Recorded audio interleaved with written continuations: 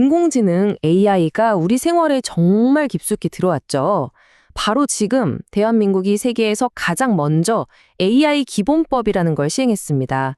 이게 과연 기계와 우리의 관계를 어떻게 바꿔놓을지, 또 우리에겐 어떤 의미가 있을지 지금부터 하나씩 한번 파헤쳐 보겠습니다. 아마 다들 한 번쯤은 이런 경험 있으실 거예요.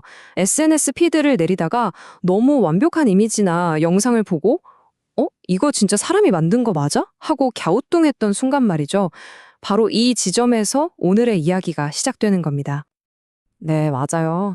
기술은 점점 더 좋아지는데 우리는 점점 더 뭘 믿어야 할지 헷갈리는 거죠.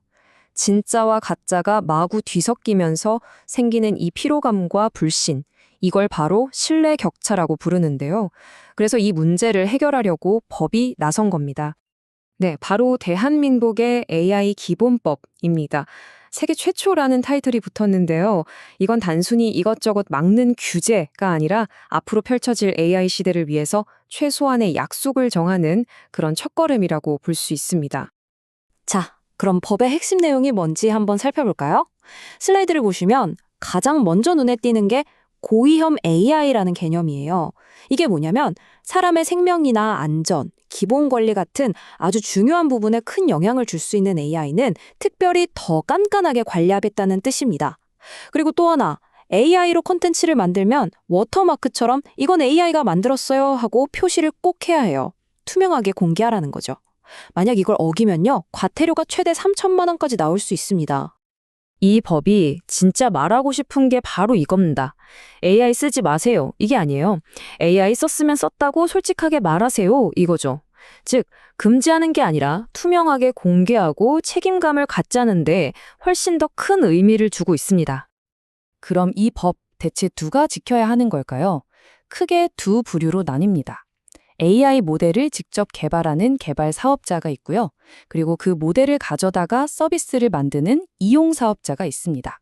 아마 이걸 보고 계신 대부분의 마케터나 컨텐츠 제작자분들은 바로 이 AI 이용 사업자에 해당되겠죠. 좋습니다. 그럼 이제 우리 마케터들은 AI를 쓸 때 구체적으로 뭘 어떻게 해야 하는지 진짜 실용적인 얘기를 좀 해볼게요. 게임의 룰이 바뀐 셈이니까요. 자, 복잡하게 생각할 것 없이 딱 세 가지만 기억하시면 됩니다. 첫째, AI를 썼으면 무조건 알리세요. 자막이든 워터마크든 어떤 방법으로든요. 둘째, 특히나 중요한 건데요. 의료나 금융 분야처럼 전문가의 신뢰가 중요한 콘텐츠에 AI를 썼다면 이건 더 명확하게 표시해야 합니다. 마지막으로 회사 차원에서 우리 회사는 AI 콘텐츠를 이렇게 만들고 이렇게 검수한다는 내부 기준을 미리 만들어두는 게 아주 중요합니다. 만약에 이걸 어기면 어떻게 될까요? 네, 바로 이 금액입니다. 최대 3천만 원. 이 과태료 금액 자체가 정부가 이 문제를 얼마나 심각하게 보고 있는지 명확하게 보여주는 신호라고 할 수 있죠. 그런데 사실 법보다 더 무서운 게 있습니다. 바로 AI가 만든 컨텐츠를 보는 소비자들의 마음이죠. 이 소비자들의 심리가 어떻게 변하고 있는지 지금부터 보여드릴 데이터가 정말 흥미롭습니다. 광고를 만드는 사람들과 그걸 보는 사람들 사이에 아주 큰 인식의 차이가 있습니다. 광고업계는 소비자들이 AI 광고를 좋아할 거라고 생각하는데 과연 진짜 그럴까요? 자, 이 그래프를 보시면 그냥 한눈에 딱 들어옵니다. 광고업계 사람들의 82%가 소비자들은 AI 광고를 긍정적으로 볼 거야 라고 생각했대요. 그런데 실제 소비자들의 반응은? 긍정적이라는 답변이 45%에 불과했습니다. 거의 2배 가까이 차이가 나죠. 엄청난 착각을 하고 있었던 겁니다. 아니, 왜 이렇게 차이가 나는 걸까요? 데이터를 더 깊게 들여다보니 이유가 있었습니다. 소비자의 약 40%가 AI 광고는 진정성이 없어 보인다고 답했거든요. 그러니까 사람들이 기술 자체를 싫어하는 게 아니라는 거예요. 뭔가 가짜 같고 솔직하지 않다는 그 느낌을 싫어하는 거죠. 그럼 해답은 뭘까요? 정말 의외로 간단합니다. 이건 AI로 만들었습니다 라고 솔직하게 밝혔을 때 오히려 소비자들의 거부감이 뚝 떨어졌다는 결과가 나왔어요. 결국 핵심은 투명성. 이게 신뢰를 여는 만능 열쇠였던 겁니다. 자, 이렇게 투명성이 중요해진 시장, 이런 변화가 이제 막 사업을 시작하는 기술 스타트업들에게는 어떤 의미일까요? 이 규제가 과연 기회일까요? 아니면 넘기 힘든 벽일까요? 솔직히 대기업이야 돈과 인력이 있으니 규제에 맞추는 게 상대적으로 쉽겠죠.